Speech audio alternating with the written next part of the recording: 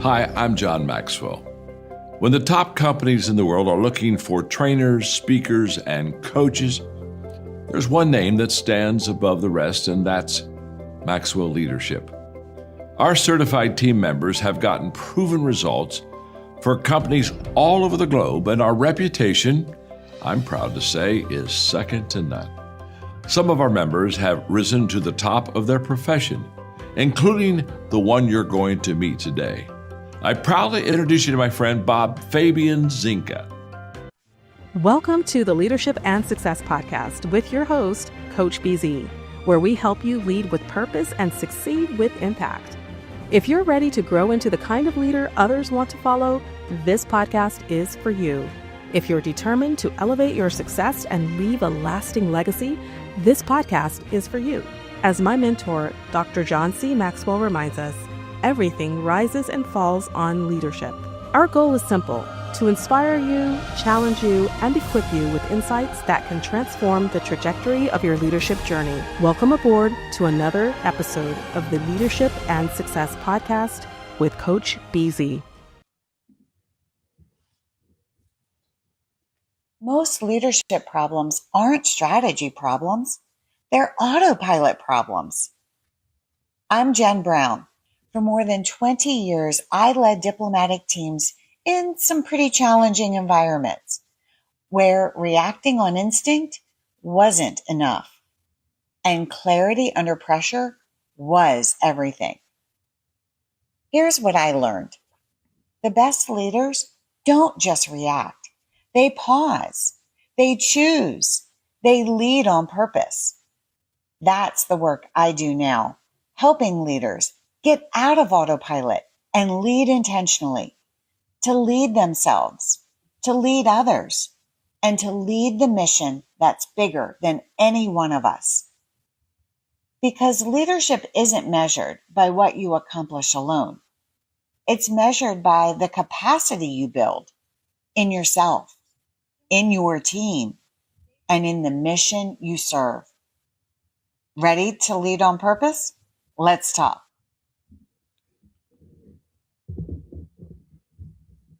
All right, everyone, welcome to another edition of the Leadership and Success Podcast. Well, before I bring in my guest, I'm being reminded to do our moment of gratitude. This is just the time we take every single time we meet, just to remember to be grateful every single day. So if you would, maybe you want to close your eyes and put yourself in your happy place, but think about one thing that you are grateful for right now. I know my godfather used to say, I've never had a bad day. But the truth is, everybody sometimes has a bad day. But really, what's important is how do you respond to that? And for me right now, I am really grateful for freedom, but also we are getting ready to send our last baby, my second daughter, to college this week. And I'm pretty excited about that. And I am really grateful just for the opportunity to have raised that child. Very, very proud of her. And now she's going to go to college and, set up her own life. And her mother and I are very, very excited about that and so grateful to God that this little bitty baby we had almost, 18 years ago is pretty much now a grown woman. I remember when I first held her in my hand, her little finger, she would wrap it around my hand, and it was just so precious. And now she's like a grown human, so it is really beautiful to say. Okay, so let us know in the comment, where are you guys joining us from? What city, what state? Since we are now a global show, which country as well?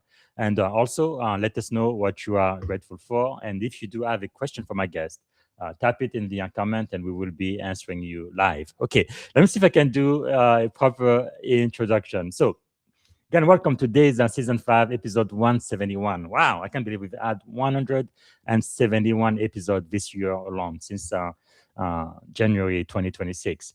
So today we're going to be talking about something fundamental to everyone of us who aspires to lead. Before you can effectively lead others or accomplish the mission, you first have to learn how to lead yourself, right? The person in the mirror. And I have a perfect guest for that conversation. It's really my pleasure to welcome my friend, Coach Jen Brown, founder of Journey of Grace Coaching, leadership coach, speaker, trainer, author, podcast co-host, and a former U.S. diplomat who spent 23 years serving our country as a foreign service officer with the U.S. Department of State. Jen's leadership journey has taken her around the world. She served at U.S. diplomatic posts in Ecuador, Honduras, Venezuela, uh, Turkmenistan, and Colombia, as well as in significant leadership assignment in Washington, D.C. She has led large multicultural and cross-functional teams, managed complex programs, advised senior government leaders, developed emerging leaders, and led through genuine crisis, right, including operation following the devastating 7.8 magnitude Ecuador earthquake. Those experiences help shape a leadership philosophy that I believe will resonate with everyone listening today. Lead yourself, lead others, and lead the mission.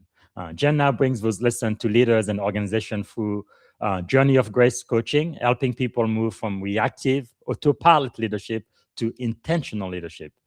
There's a big distinction, right? She's also an associate certified coach through the International Coaching Federation, a certified professional co-active coach, a max leadership disc consultant, a purpose factor certified coach, and a positive intelligence coach. Wow.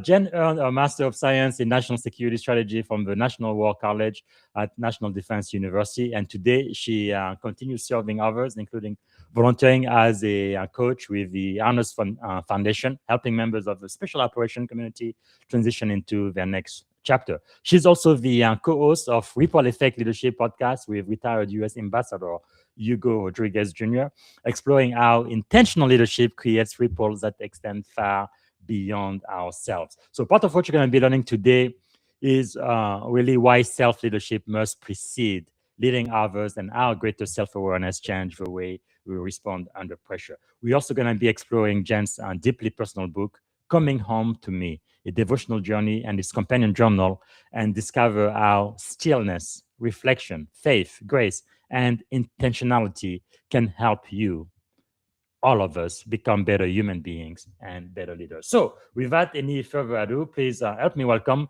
to the Leadership and Success Podcast, the one and only Coach Jen.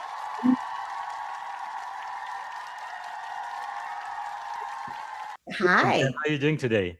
I am doing great. Thank you so much for allowing me to join you. And first, may I just say, what a special moment of gratitude with your youngest baby going off to college. Yes. I know my son just returned last week, and it's a bittersweet moment. You're so excited for them. Yes. And then there's the parent side. Yes, maybe I'm a little bit selfish because our first daughter, she went to Los Angeles, not too far from San Francisco. It's only 5-hour drive or 1 hour flight. But the youngest one is staying in the Bay Area. She's going to San Francisco, so it's only a 30-minute drive. So I expect her to be home every weekend. I hope, but we'll see. We'll see, right? Yeah, I think it was really tough for me to let my first child just let her go. Cut that umbilical cord. It was very, very difficult. But eventually my wife helped me get through it. So it's gonna be a little bit easier now, I think, with our second one. I sometimes joke with my wife, like our first child is, because babies don't come with manual, right? It's like, okay, we have to learn everything. So we made so many mistakes with her, but we learned a lot, and the second one has a much easier life, I think, but we'll see. Well, I have the one, and let me tell you, I still learn every time we're together. So part of our learning curve this summer in particular has been about communication and stress in this new age, right, of our relationship. Yeah. I think both of them are Gen Zs. I don't know. I feel like they're facing a lot more challenges than we Gen X ever did. But also, in my opinion, the best way to learn to be a leader is to become a parent, because they're gonna stretch you, they're gonna test you, and overall, I think it is worthwhile. It is very exciting to have them. But I guess I like to start with gratitude. Is there anything else you are grateful for today, Jen? Oh, there's always so much. And let me just say that I am grateful first for my morning devotional time, because that is what helps to set my mind at ease and plan out my day.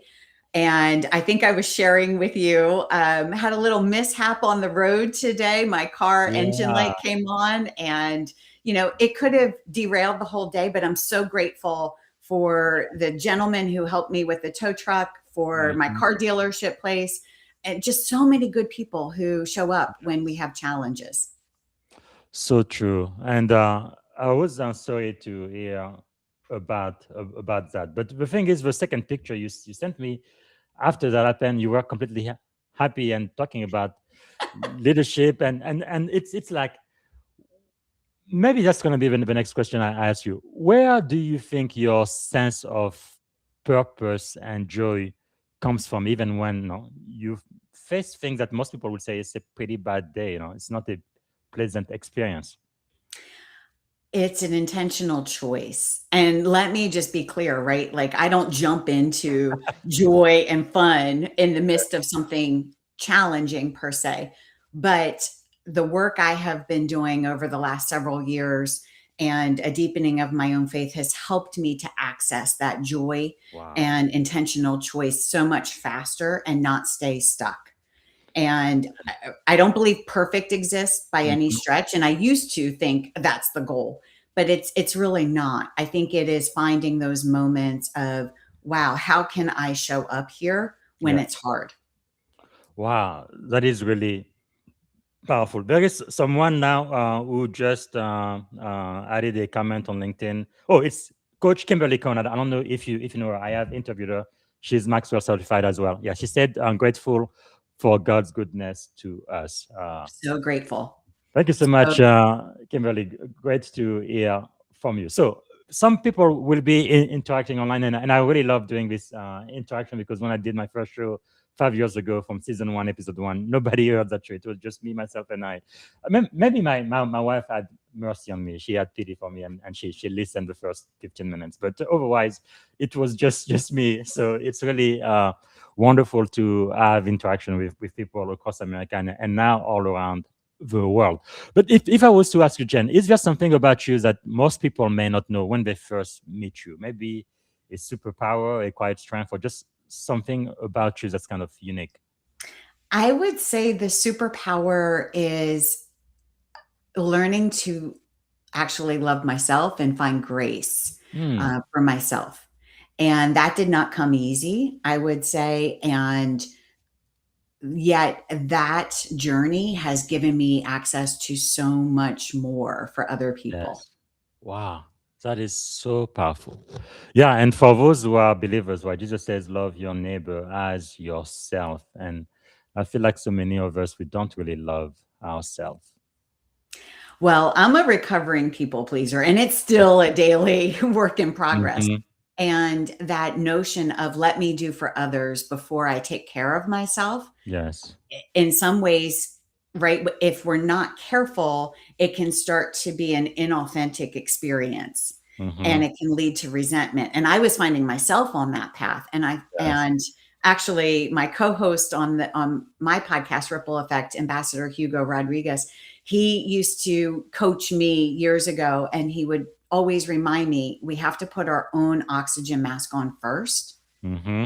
It's so true that if we don't fill our own tanks, we don't have anything to pour out. Yes. And so that has just really become part of my own work and reminder. And I can push myself really hard, but I also know where that breaking point is. That's so powerful. That's why every time we fly, right, they always says, "Hey, you put your own oxygen mask first before you start helping everybody else." It is so powerful. But how do you feel? And in my own experience, it's mostly with I see that more with women. My mom, my sister, my wife. Where it's not that they feel guilty, but it seems like they I don't know. I guess they are just so nurturing and just great people, but they really tend to put other people's need way above themselves. What would you say to somebody who's listening to the show right now, that it is okay for you to take time off and to just take Oh, care of self? more than okay. It's a Uh, requirement. yes. It is a requirement. And I think learning to know yourself, to really know where your full line is, Mm-hmm. so that you're not exceeding that, and then learning to know what will fill you back up. Wow. So for me, right, it's that morning devotional time, Mhm. it's being in nature. I live close to the beach, so I get to do sunrise or sunset Wow, walks. it's beautiful. Yeah, it's amazing. But I know that about myself. I love music, so being able to go hear music is another Yes. thing. So those things might seem frivolous sometimes when we're super busy, but yeah, when we step away and we come back, we actually Mm. have so much more energy and focus, Wow, right? I It's love that. that drift to drive. So Yes. we're in drive mode when we take that time away and we can Mm. actually do things better and in less time. I love it. So after 23 years as a US diplomat, leadership coach, author, now a podcaster, when someone asks, who is Jen Brown? Who are you beyond your titles and your accomplishment and accolades? Well, first, I'm a faith believer. Faith is really that's my foundation, and I Mhm. wouldn't say that it's been this smooth journey. Nope. I mean, I'm a real person here, and I've Yes. struggled in my own faith, of course. And then from there, I'm a mom, I'm a daughter, a sister. I have an awesome family. And I'm so grateful for my upbringing because it Mm. wasn't, I wouldn't say perfect, right? There were lots of struggles, especially in my younger years. But I have an amazing family in that we're all still really close. And I saw a hard work ethic in my dad in particular. And Mm. I think that shaped a lot of how I've approached life. Yes. And just, that perseverance and that if you're going to do it right Mm. sort of mentality. Yeah, that is so powerful because my understanding is you grew up in a family construction business, right? Yeah. So Yeah. how else did your parent impact you growing up?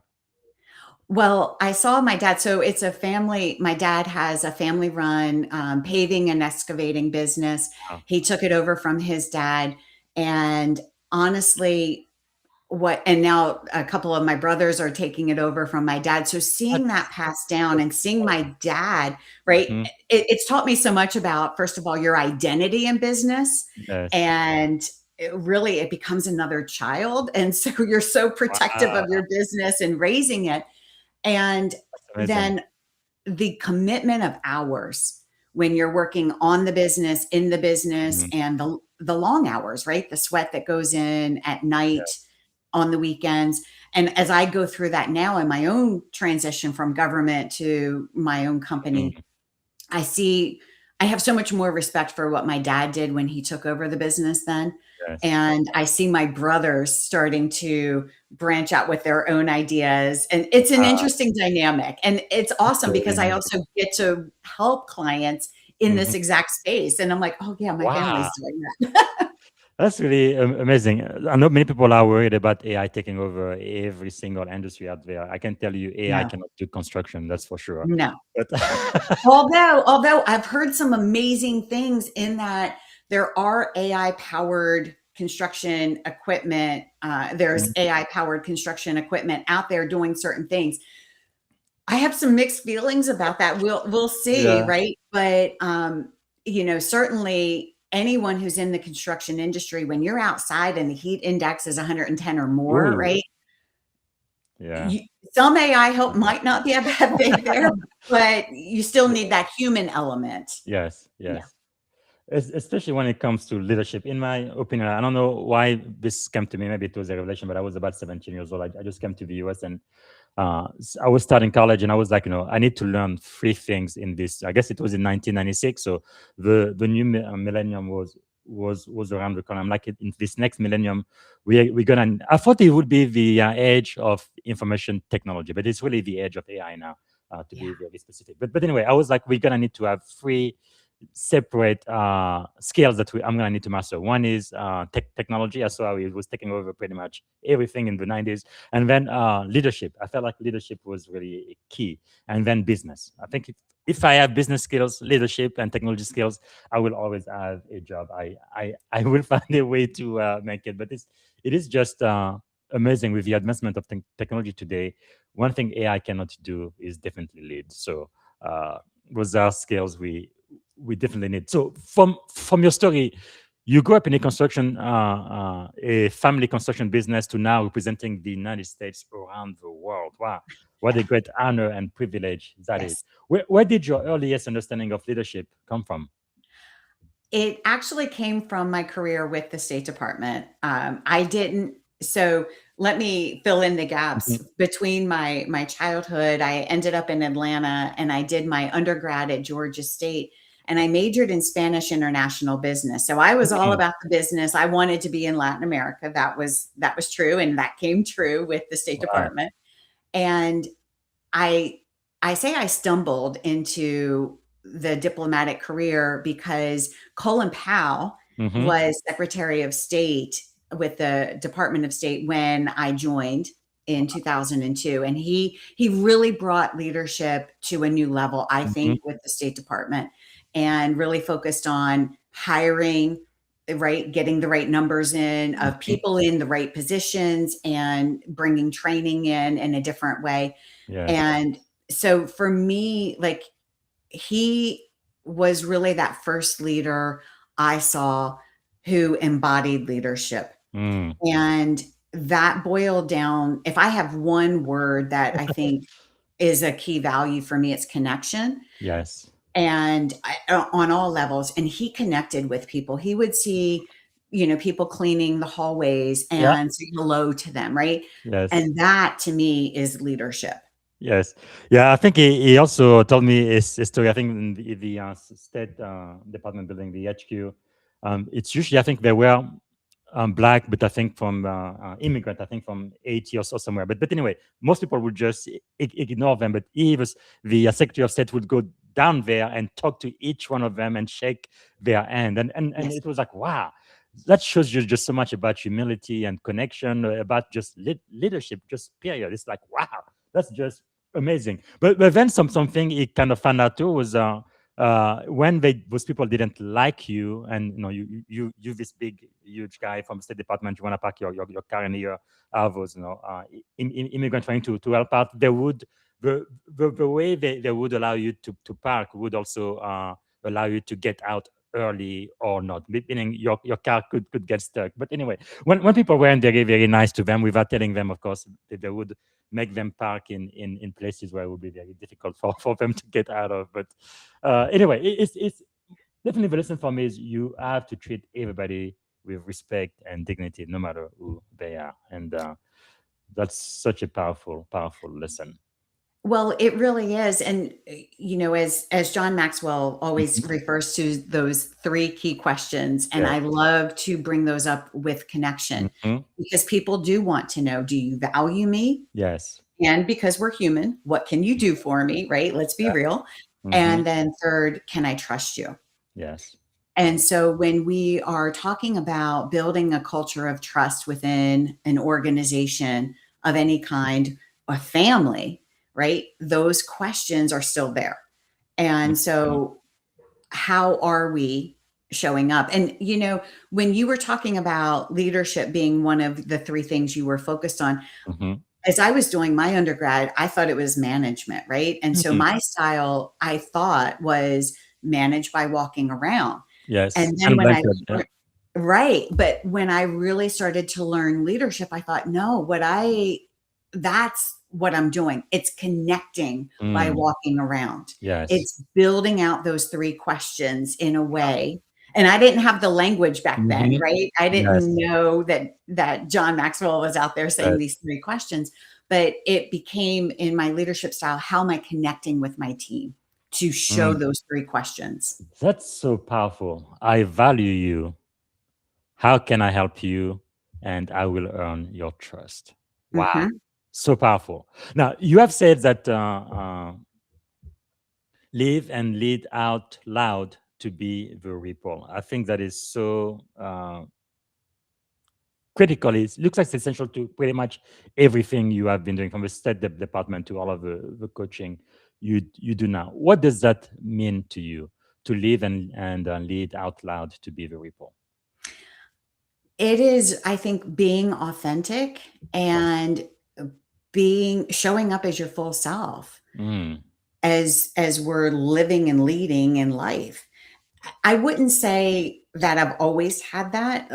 I grew up a little bit more shy, and even in my State Department journey, confidence it was something I lacked for, I think, a long time. I've been working on that, and I think as I have found more of me, then my focus has been, how do I put myself out there to be real? I'm not saying it's wow. perfect, right?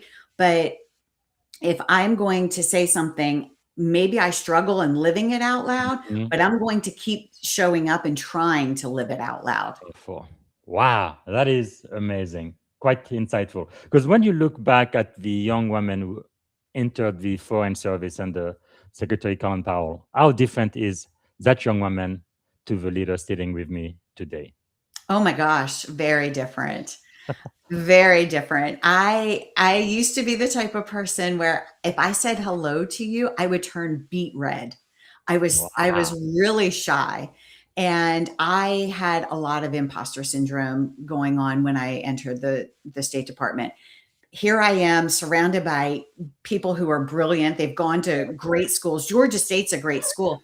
Don't get me wrong, but I was working full time and going to school at night. Mm, And I'm like, how am I qualified to be here? wow. Right. And somehow I used to joke, self deprecating humor can be a great thing. I still sometimes say this, but I used to say, yeah, I slid right on in, right? Like I barely made their cutoff line, and I Wow. slid in there. And and the fact is, that was the only way that I knew how to kind of justify Yes. that I was there, that I Wow. was with the State Department. And now when I look at, through years of experience, learning, my own coaches Mhm. challenging me, and I look at some of the outreach I do with companies now, and people where I'm engaging, I'm like, wow, look at me, go girl, you That's know. amazing. Wow. So throughout all of that time, what do you think is one of the greatest leadership lesson that you've learned? I think one of the greatest lessons is, even the highest of leaders are still people. They Yes. still get up in the morning, they still brush their teeth, hopefully, Yes. and they're Yes. putting on their clothes, right? And they're people. And I think that I had them up on some pedestal. Mhm. And that's, yeah, I think when I started retraining my mind in that way of saying, no, right, they're people. And as long as I'm showing up authentically, they Mm. have a choice in how they can receive me. That's their choice. But I Yes. have the choice in how I'm presenting myself. Wow. I must say, so I know you speak English and Spanish. Any other languages that you speak or Woo. understand? I learned Russian 20 plus years ago. I Wow. probably couldn't say a Amazing. whole lot right now, but Wow. yeah, I just met a lady actually from Russia the other night, and we were talking, and I said, "Wow, I can barely say hello and how are you in in That's Russian at pretty this point." amazing. I mean, it's especially in the US, right? We obviously speak only one language, and if you're in California, where I am, if you speak another language, it's gotta be Spanish. But that is quite amazing because, like I said in the intro, you served in Ecuador, Honduras, Venezuela, Turkmenistan. Now, I know most Americans are very challenged with geography. Turkmenistan, is that close to Turkey? Not far, but it's right above Iran and Afghanistan. Oh, okay, okay, And okay. in fact, when I served there, that's when, well, we were still in Afghanistan. So I was there Mhm. 2005 to 7. Yes. And we had the gas and go operations that would, fly over so that Yeah. military could go in. So yeah, it was an Wow. interesting time when I lived there. The president, quote, president of the country, died during that time, and so we Oh, no. saw a whole transition, and it was Yeah. interesting. Yeah. Wow. Yeah, because I know Iran and Turkey, they do share a border. So that means Turkmenistan is between Iran then and Kazakhstan.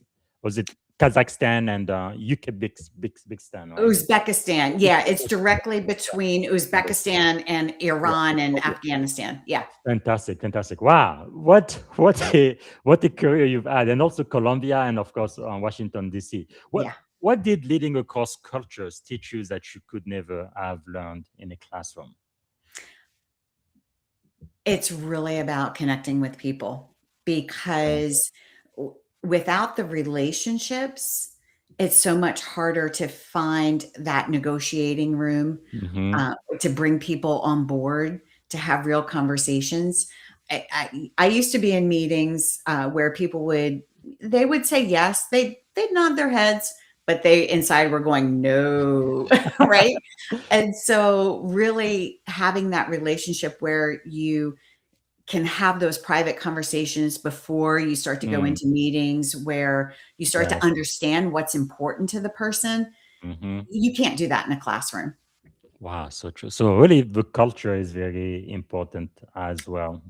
Very important. Yeah. Right. And when you think about it, right, like we all have something that is meaningful to us, but if we're put on the spot, of course we're going to save face and not Yes. go into that. But, really understanding from a cultural aspect, like what are those fine points for them? Where are there, to use a military term here, red lines Yes. that they just can't cross, and what are our red lines that we can't Mhm. cross? Yeah. And I think the same is true really it doesn't matter what business you're in. True. It's knowing what are your company objectives, and where's your team showing up. So it's a different variation, but it exists in everything we do.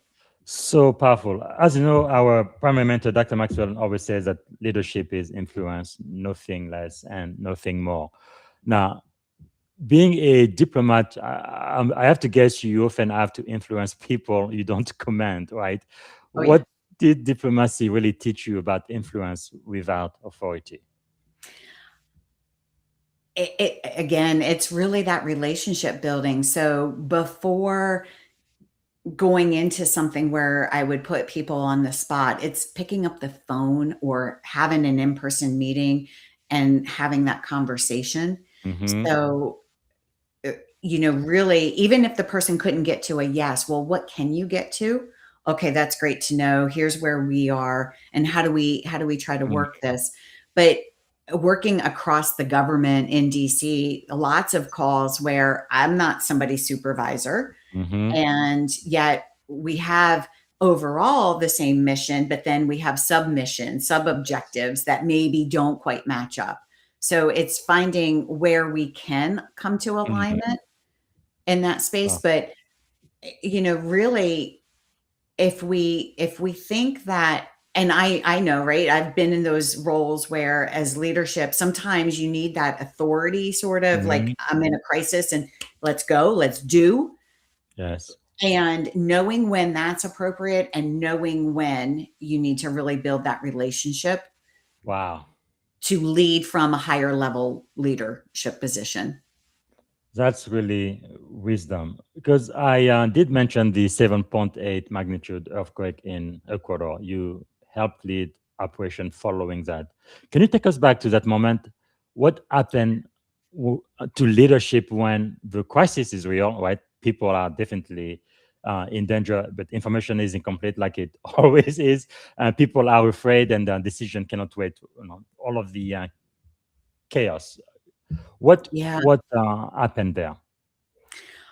Well, that's a night I won't forget. I was having dinner with at my deputy chief's house, and our kids were in another room, and we're sitting outside, and all of a sudden the water in the pool just starts jumping. Wow.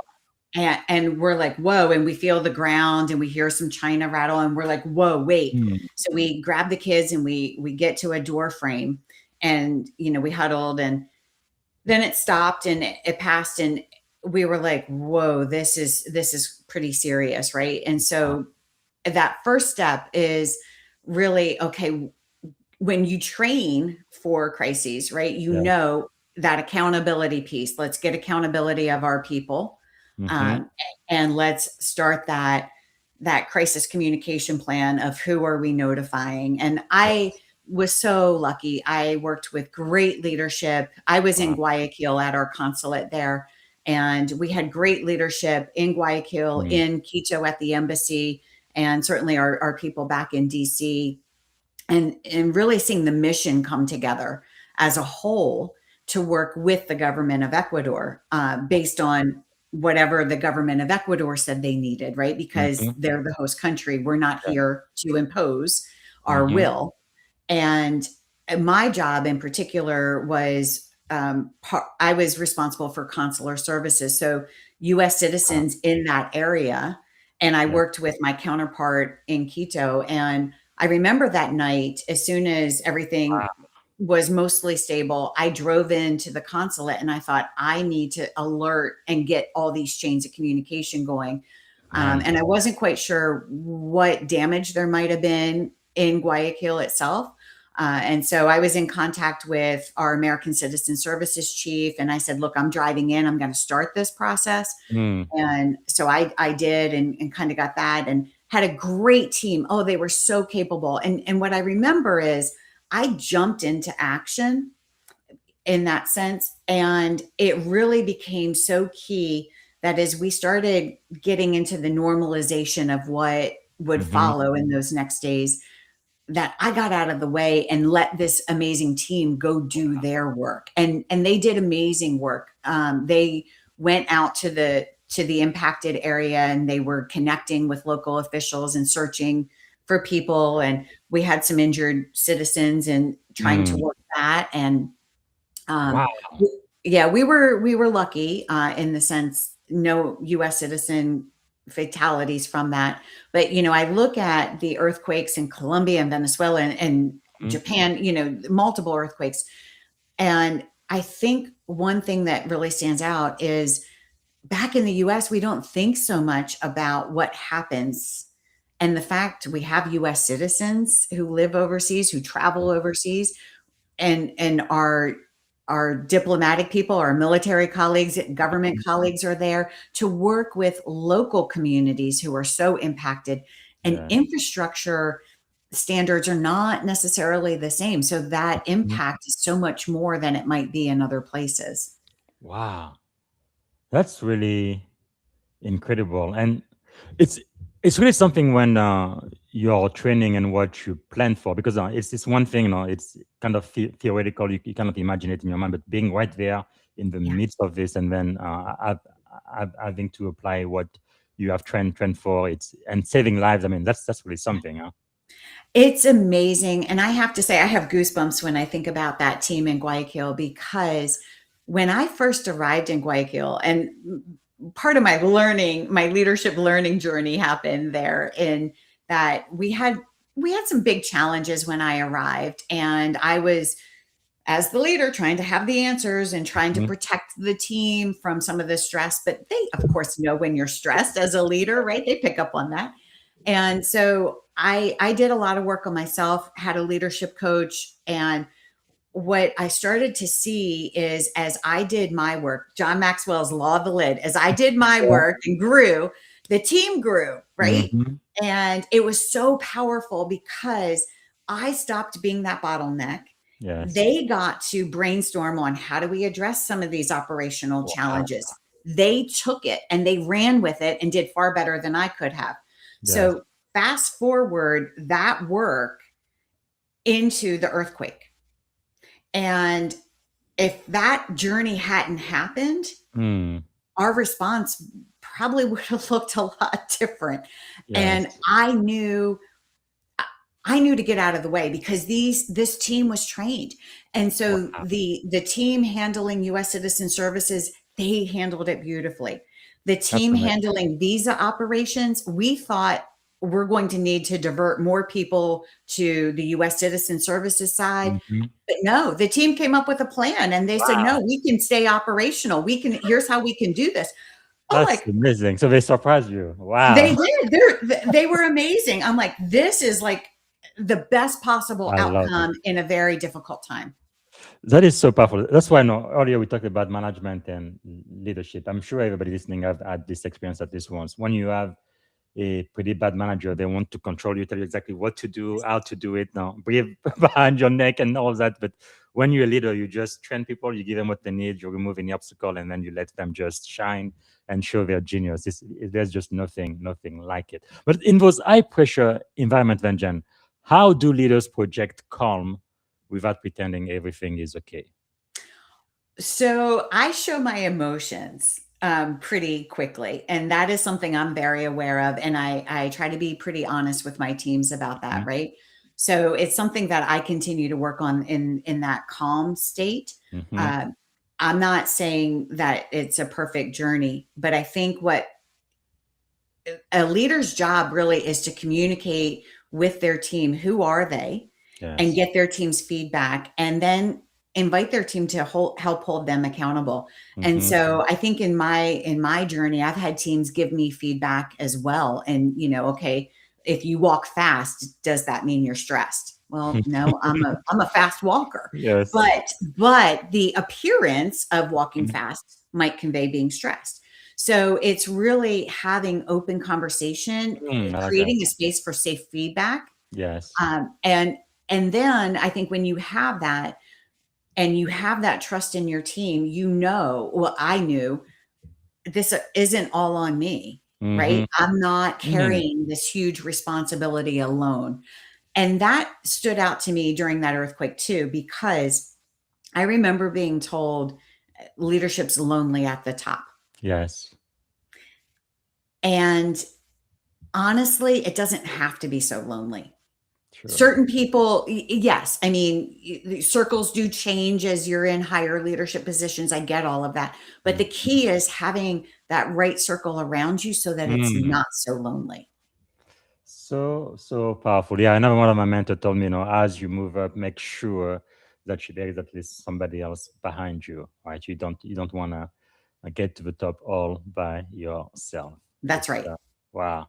But what did your diplomatic career kind of teach you about the relationship between trust and mission accomplishment? Trust is first. Trust Yes. is first. And that, as I stepped away from government and I was really reflecting on my own journey and then the work I'm doing now with the private sector, it really became one, we have to lead ourselves. We have to know ourselves. And then it is, how are we leading others? It's that connection piece of, how am I building trust?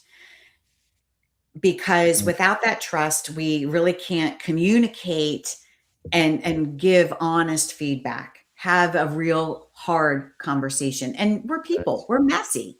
Conversations are not clean when we're operating in stressful environments, right? Mm. And so that trust is really key to having those hard conversations. It, to me, it goes to John's book, Everyone Communicates, Few Connect.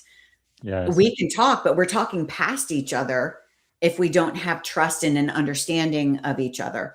Mm. And then when we look at, okay, well, in the private sector, the bottom line, right? In the government, what's the mission? What's the objective that we're after? Yes. But we can't get to that if we're not focused on the people part Hmm. first. And, I do not like the word delegate in the sense of, here's a project, go do it, right? Yes. Like, and so often we get these taskers, or we have a short deadline, go do Mhm. this.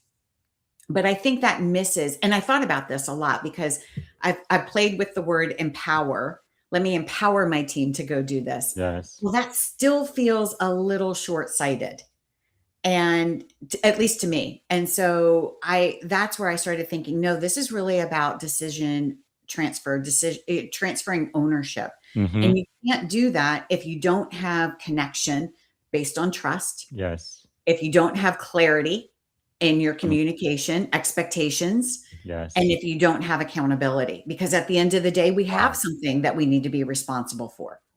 I really love that because I think as a new leader, that's one thing I really had to learn how to delegate.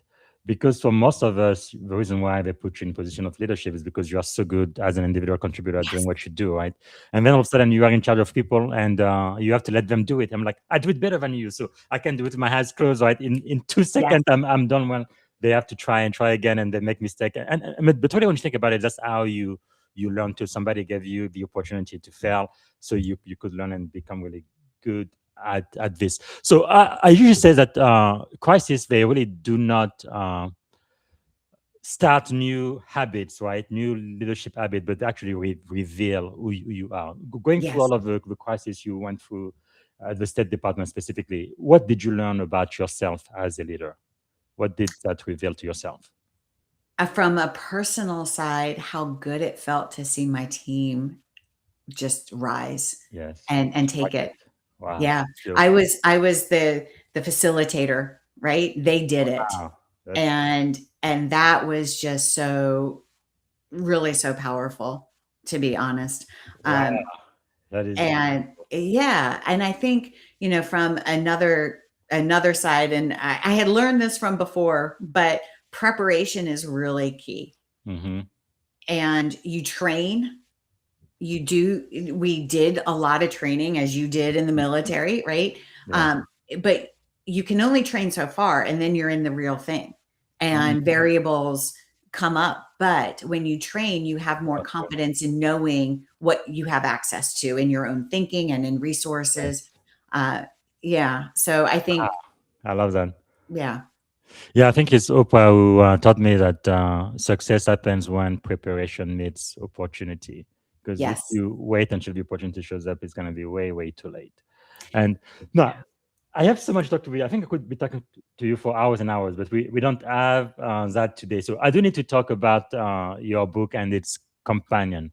So Mm. let's talk about Coming Home to Me. I think this is a very personal, devotional journey. And in addition to the book, you also have the companion journal. Why did this book have to be written, Jen? Why did you write it? Why was it needed? It was not a part of my business plan last year at all. And I was on the business development calls with Chris Robinson. Like, I was pretty clear, get out the house, do. And I was doing.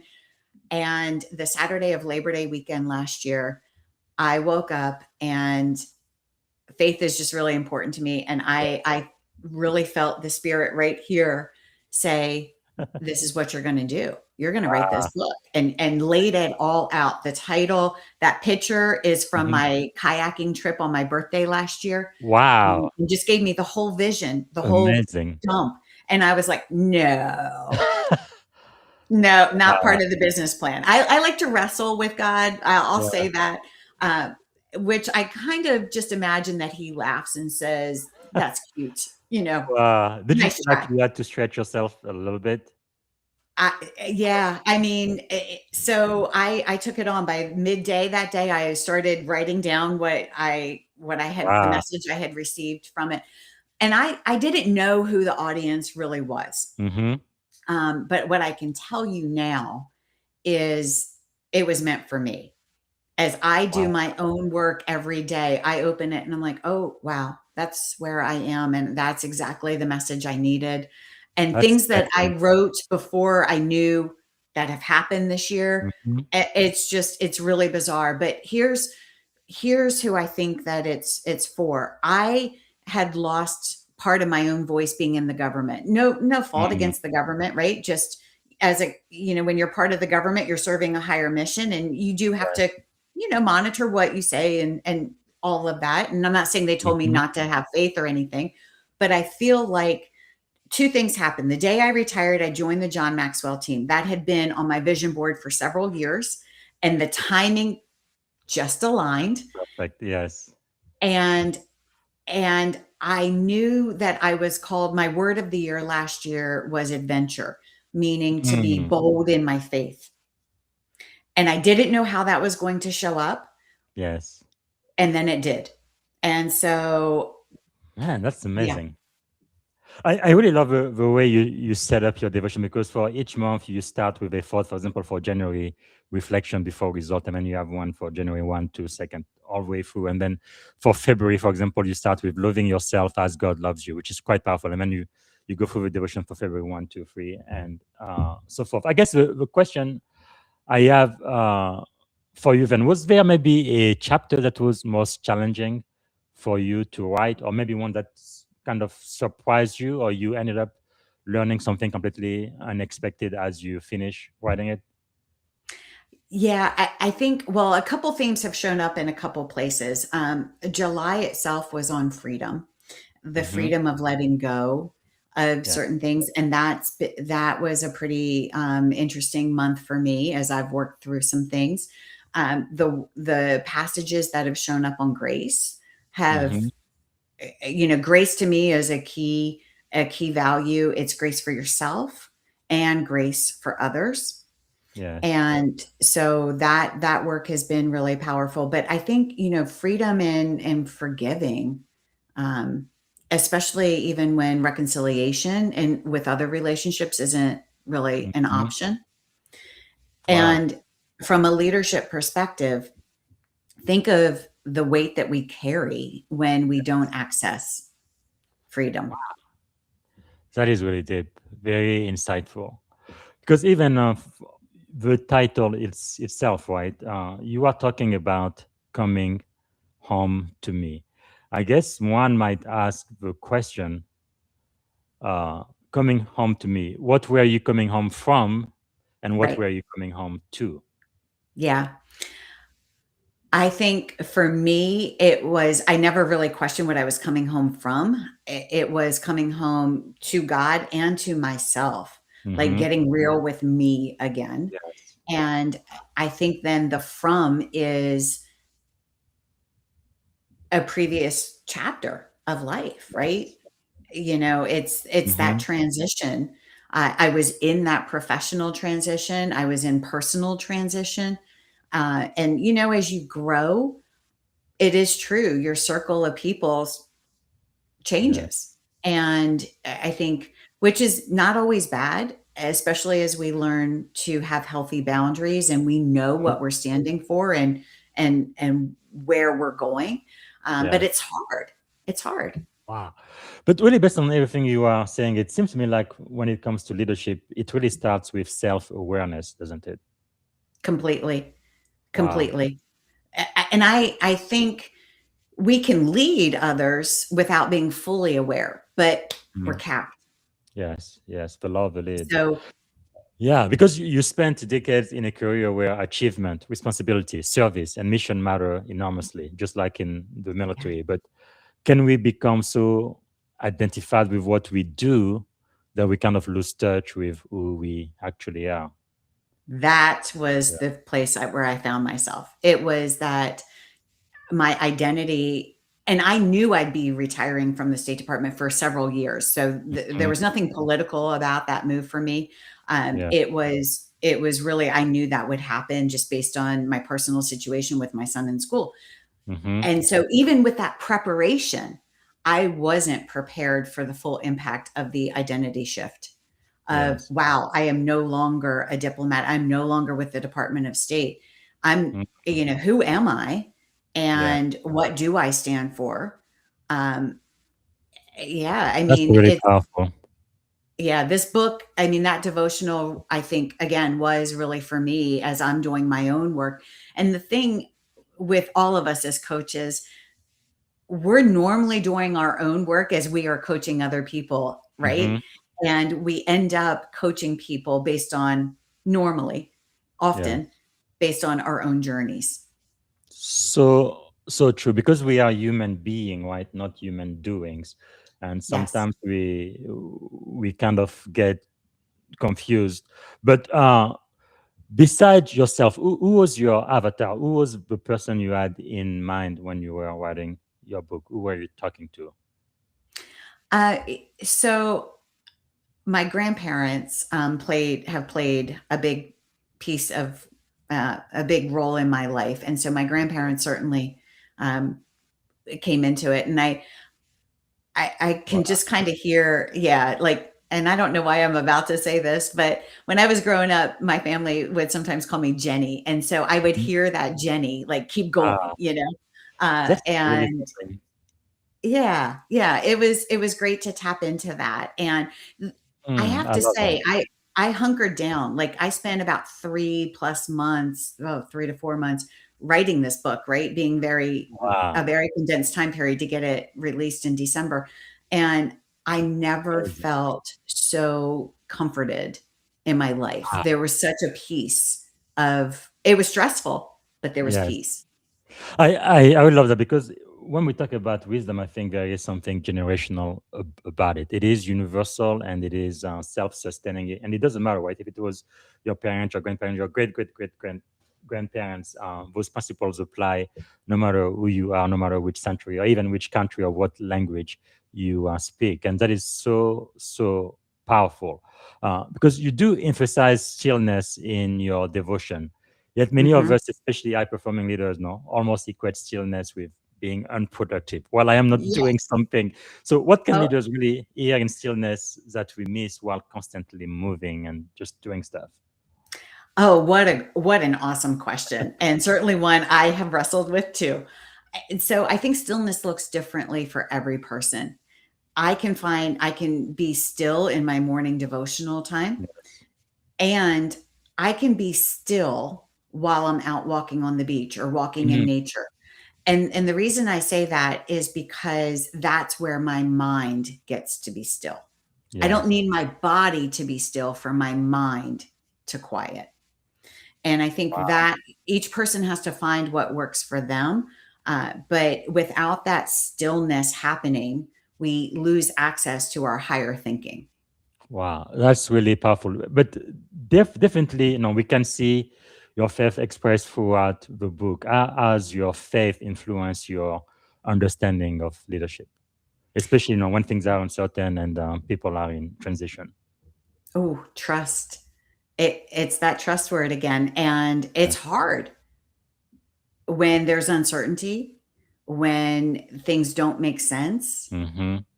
And it's the opportunity to deepen connection. And Wow. yeah, so oh, go ahead.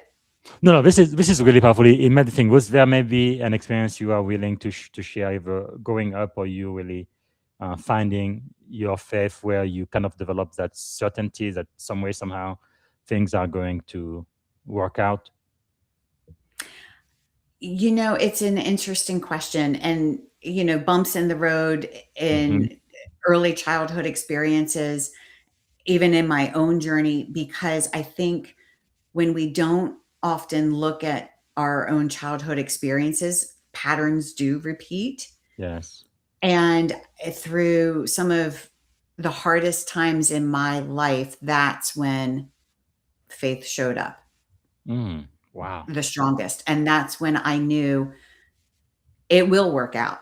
I Yes. don't have to know how, I have to be committed to listening Wow. That's and really trusting. powerful.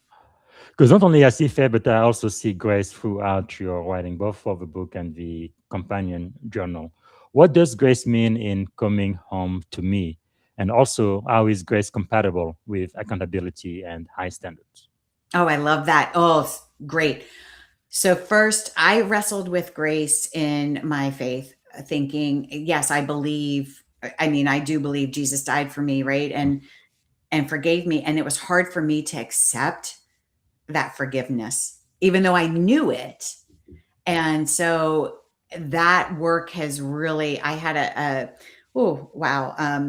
I had a pastor who walked with me during a really hard time, and Mm. she helped me to receive that grace. And I still Wow. have to intentionally remind myself of that grace, Yes. right? And not say, well, who am Mm. I to reject that? And so Wow. that, from a faith perspective, informed on a deeper level my own leadership of that Yes. grace. I'm going to mess up. I'm Hmm. not intentionally going to try. Yes. It's how I show up when I do mess up. And Mm. what example am I setting for my team, my family, my Yes. son, when they mess up? Because they will. We're humans. Yes. And Wow. so it's really working through that. Let me not be on default reactive mode, but let me do that step back and Mhm. intentionally say, how do I want to show up and what outcome do I want here? Because it's a learning moment for all of Yes. us. Wow. Yeah.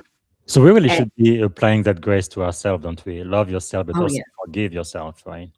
Oh, 100%. We need to, in order to really model that Yeah. and create the space for our teams to Mm. feel that and to give themselves grace, right? Because it's the Yes. multiplying effect. Yeah. When our teams see us do that, then they can do that, and then they go home and they do that for their Mhm. families. That's the ripple. That's the capacity So building. powerful. Because not only you wrote the book, but you also took the time to write the companion journal. Why didn't you stop with just the devotional? You created the Coming Home to Me, a devotional journey, companion journal as well. Why was the journal important? And I think, and I'm not a journaler. This is the craziest thing. But I felt the nudge of, you need a space to write. And so guess who Mhm. is now writing every morning? Me. That's really You know, amazing. yeah. So, if nothing else from this, it is a space to step back and just be with God and hear God and then reflect. And sometimes even what I write doesn't align exactly with the coaching prompts, and that's Mhm. okay. There's no judgment. Yes, yes. Wow, I really loved it. Oh my goodness, we've actually run out of time already. Can you give me five more minutes? Five Of six course. more minutes? Okay, okay. Man, this is so good. I told you we could be talking for hours and hours. And as you've noticed, the question I sent you, we missed segment 2, segment 3, segment 4, segment 5. We skipped over to segment 6 because I had to talk about the book for sure. But my goodness, wow, so much to learn. But let's end the book segment with this. I think this might help someone. If let's try to bridge this back to leadership. So if somebody completes the Coming Home to Me and its companion journal, what do you hope is different about the way that person lives, the way they love, the way they serve, and the way they lead? To be intentional with themselves. And that's where it starts. When we get to be intentional with ourselves, it impacts everything else around us. Mm, And so knowing where you are in your faith, where the struggles are, we all have them. yes. Life is hard and we go through things that makes us question, well, how? What more do I need to Mm, do, right? And it gets to that place of, when we know where the struggles are, then we get to work intentionally and yes. deepening our faith and deepening our leadership and how we show up in the world. So Mm, I think for me, that's your cornerstone of leadership. And then as we look at, how are we leading other people, wow, are we that's extending powerful. that grace? And you asked about the accountability, and I do want to go back to that, Yes. because in leadership, this isn't all grace and no accountability. Mm-hmm. That's not at all what I'm saying. We have objectives that need to be met. We Yes. have bottom lines that need to move us forward. And being clear, it goes back to that decision transfer. Do Mm-hmm. we have the connection? Do we have the clarity in that communication of expectations? Yes. What does success look like? Where's your authority limit? Mm, What can you do here? wow. And then let's set up accountability. Where are the milestone check-ins? Again, where are you escalating when you run into Yes. trouble? And we have to hold people to those accountability standards, Mm. because we are responsible as leaders. So powerful. And for the people listening right now, if there was one and only one lesson they could get from your book and its journal, which lesson would it be? Mm. Oh, wow, that's a super one. Um, I would say that the lesson, it's going to come back to the grace. Yes. It really is, for me, because grace, I think, is also what gives us humility Mm-hmm. in leadership. And Does it give then you empathy as yeah, well? Yeah. I was just about to say that. You read my mind. And the empathy of, wow, what else is this person going through? I remember leading a couple people throughout my career where, the accountability was a struggle. The performance was a struggle. Yeah. And when I was able to build a deeper relationship and understand other things they had going on in their life and different challenges, that changed the approach to how do we get you Wow. to meet accountability. That And is I'm not saying every story is a success story, right? Mhm. Sometimes it's not, and that's a leader's job. Sometimes you have to make really hard calls, Yeah. but making those hard calls after you have invested in a person and built that relationship. Wow. That is really something. Now, one question I like to ask is, no, this is the Leadership and Success podcast, but the truth is, in my opinion, usually we don't really achieve a level of success until we actually go through failure. Oh, yeah. What has failure taught you, or as how has failure impacted your life? I'm always learning. So Yes. I learn from every failure. And what it has taught me is, wow, I had the confidence to do something. Mm, And when I miss something, wow, I had the courage to own it. And wow. that ownership, I know I had one example in my own journey where I was responsible for a team. So I'm going to say I missed something big that happened. And that was a key moment of I was new in the position. And I went into my boss and I said, this is completely on me. And it was big. Wow. And, that ownership piece, but Yeah. not just taking a problem, taking a proposed solution Mm, and saying, okay, here's how we can fix it. It's not perfect. Here's yeah. what we can do. And then, from the military term here, a good hot wash, a Yes. good after action review. What went wrong? What can we do to make this Wow. better? What are the lessons that we learned? And let's write the next playbook. Let's So improve our powerful. standard operating procedures so that we know Yes. what to do next time. Man, that takes integrity. It takes courage. It's And not fun, but yeah. on the other side of it, it is, because Yes. you get to see growth. But I would dare to say most people do not want to do that. They don't want to accept responsibility. They try to find somebody else to blame. Where do you think that comes from? That character, just that desire to just take accountability. Well, I think it's when we're so focused on ourselves and what that may mean for us personally or professionally. Yes. Um, but the fact is, we can't run and hide from the mistakes, and the Mhm. messes. And right, it just makes me think, right? God uses our messes for the message. So, Yeah. what are we getting from that mistake? Wow. Um, Powerful. and yeah, yeah. And I think in those moments of failure in my life, personally and professionally, the question is, how can I be better from this? Mm. And how can I help someone else to learn? That's really powerful. Okay, we have to leave it there. We've completely run out of time. But before we end, I want to try this uh, rapid fire leadership rounds. I'm going to ask you a question. Don't take too long to think. Whatever comes to your mind first. No, 10, 15, 30 seconds. I want to hear it. Okay. Let's see. Leadership is, Influence, okay, the most important quality of a great leader. grace, Okay, being a graceful. leadership mistake that taught you the most. The leadership mistake that taught me the most, failing big time in missing a deadline. Mm. Who's a leader who created a ripple in your life? I am going to give that one to Hugo Rodriguez. That is Yeah. the ambassador who is Yes, my working. my podcast co-host. Yeah. And I want everybody to sign up for the Ripple Effect Leadership. Great, great, great podcast available everywhere, including YouTube. Wow, powerful. Okay, what is something leaders need to stop doing? Holding on to mistakes. And what is one thing you would continue to do as a leader, no matter what? You would Grow. grow. Grow.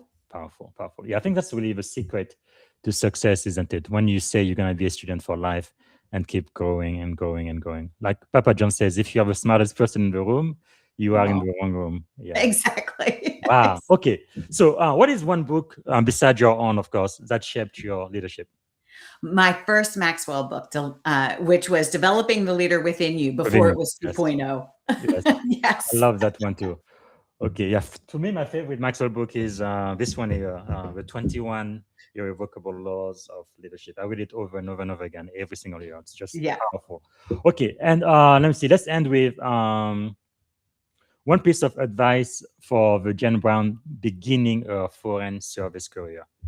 Just back back then. Be confident and stand in your value. Wow. Stand in your value. I love that. Okay. And as we end the show, actually, before I ask you the last question, what can we do to add value back to you? Well, follow me on LinkedIn on the socials. That would be awesome. Would love to connect. And, of course, the book is there. I would say once you connect, it's really all about how are we building capacity in our Mhm. organizations, personally, in our teams, and in our organizations. Yes, and of course the book is available everywhere. Books are sold, and most people go to Amazon. So there is Yes. the book itself, Coming Home to Me, a devotional journey, but then it also has an accompanying journal, companion journal. Wow, that is so powerful. Okay, let me ask you the last question then. Before I do, is there a question I should have asked you I didn't get a chance to ask? Anything else you wanted to share today? No, I mean, I think you've covered it. It's been such a great conversation. Yeah, I don't know. I'm thinking. I know I'm asking an hour from the people I interview, and that is a lot because no, believe me, 1 hour is a long time. But I'm thinking maybe I need to change this format to like 2 or 3 hours, and this way we can really get into the details of some of the things I want to talk about. But no, this is great. We've learned so much from you. So as we end the show, I'd like to ask you, Jen. You've served your country, you've led people around the world, coached leaders, written books, volunteered with transitioning service members, and now you are creating really ripples through your podcast. When all the titles are eventually gone, how do you hope people remember Jen Brown? Mm. So this may come a little out of left field. I do this little video on Facebook and Instagram on Saturdays called Salty Saturday, and salty two edge, right? Mhm. Salt and light, and also I live by the beach, so salty air. Well, three, and I get to be a little salty. So I want people to remember the positive message that I try to put out, Mm. and it's not. I often don't have a pre-planned message. I'll go and just whatever I feel is coming over me is what I speak out there. So I want people to be that ripple. Wow. Yeah. That's really powerful. So there is somebody listening right now who knows they are operating on autopilot. Maybe they are navigating a transition, or maybe they have spent so much time leading everyone else that they've lost themselves somewhere along the journey. What do you want to say directly to that person right now? Mm. One, it's not your fault. Our brains have been so conditioned to be on autopilot. And sometimes that really serves us because Yes. our brains can't make all these decisions intentionally every day. Mm. And there's a way to break that brain pattern so that we can recenter ourselves, ground ourselves, and access that intentional decision-making space. And I Mm. put it out there as this question: when's the last time that you handled a situation in a way that maybe you weren't so proud of, snapped at Yeah. somebody, or it happens. If somebody cuts us off in traffic, how do we respond? Mm. React, let me say that. Yes. And the key is by doing this work, repetition is everything, consistency is everything. Mm. When we do this work in a consistent way, we get to move quicker from autopilot to intentional. I'm so passionate about this because Powerful. that's where the best version of ourselves shows up. And that's where that ripple gets to really have a positive impact, not a negative one. Yeah, that's so powerful because it's not just something that you preach, but something you do. No? Like we said earlier, you're having issues with your car, and but still, though, you kept that positive attitude. I want to end with something Papa John says. Dr. John Maxwell says most people have uphill hopes, but downhill habits. You have to be intentional because Mhm. everything worthwhile is uphill. Yeah. Intentional. So Yes. powerful. Wow. Okay. And then the very last question I am going to ask you then is, what is one thing each of us can do today to become that ripple? Mm. I would say think about who you can add value to, who you can lift. Mm, I Here's the challenge that I put out there long before the State Department. yeah. I went to Argentina before the State Department and after my State Department career. It really bookended my career. And it was Buenos Aires is such a huge city, right? And Mm-hmm. in cities, people look down. And I challenged myself to look people in the eye and smile. Wow. And anytime I could connect, I thought, I hope someone just felt seen. So there's the Powerful. challenge. Connect with Wow. people. So simple, but yet so powerful. It is. It is. And a lot of people feel uncomfortable Yes. looking you in the eye, right? Wow. But it's also amazing when you're in a large city atmosphere in particular, the Mm-hmm. number of people, it's like, wow, okay.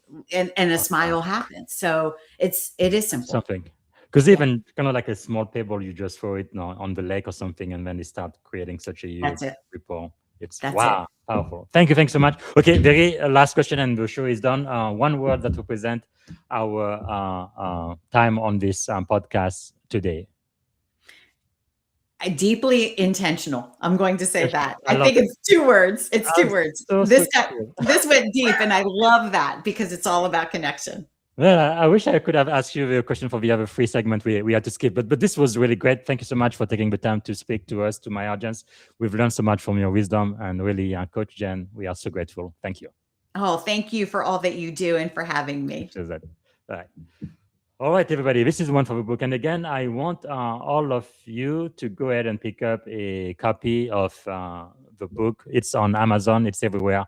Coming Home to Me: A Devotional Journey, and also get the accompanying journal, Coming Home to Me: A Devotional Journey. All right. I think if there's really one thing I've got out of this conversation about leadership is you really have to be aware of yourself.